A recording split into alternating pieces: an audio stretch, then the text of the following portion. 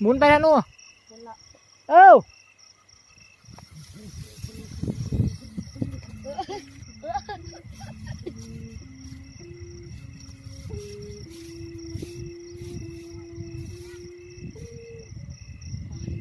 ลมแห้งครับ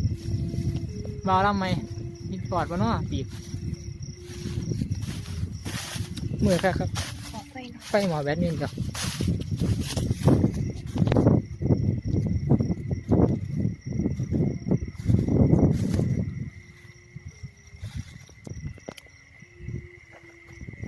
กันที่ผมปล่อยเสื้อครับทีมงานเอาปอครับปล่อยนี่ละเสื้อเพราะเราย่างปล่อยหรอกนี่ปล่อยใกล้กันอ่ะ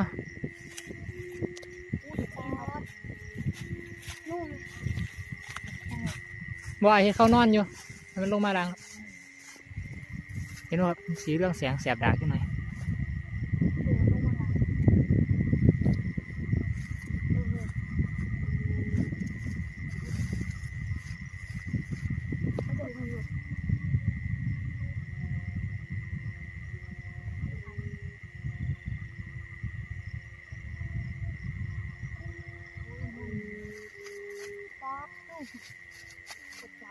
ไปได้ก็ได้นะ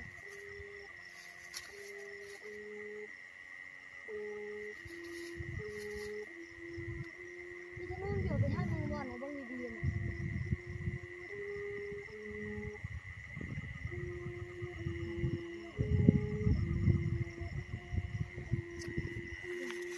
ค่อยๆไปตังค์กันเลยตัดเลยไม่ได้ใช่ไหมเราจะม้วนตามกันหน่อยโอ้ยตามกันจับดีๆถ่ายผ้ามาหัดดินี่หัดตอนลมแห้งเลยแหละ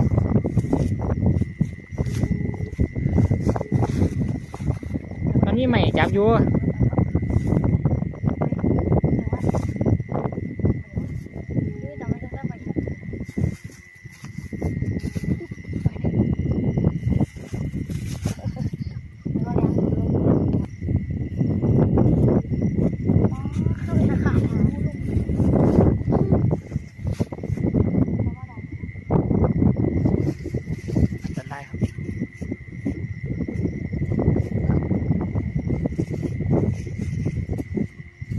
อยู่ไกลแล้ว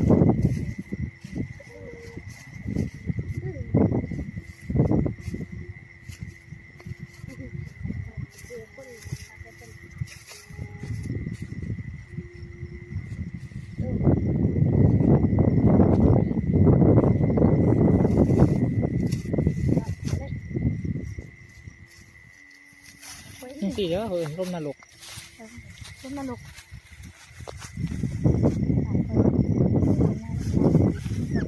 อันนี้ก็มันเที่ยงคืนแล้ว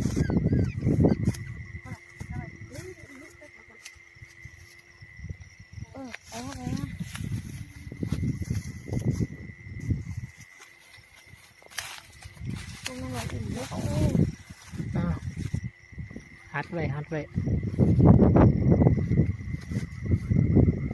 ปาไปว่าตาปาไปว่าลูกร่มวันละ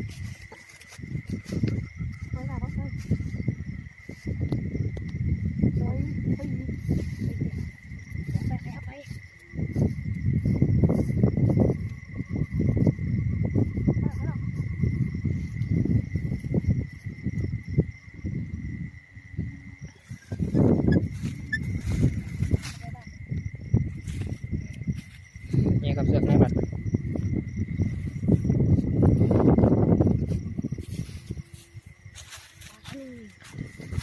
ไปธนูย่านพวกไหนขาดดอกธนูไอ้ธนูย่านครับ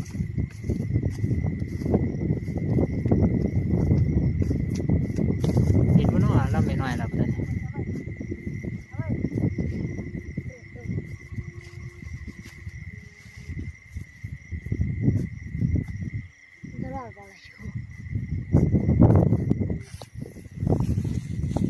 แต่ผมจะตัวไปปล่อยเสือกใส่เองหน่อย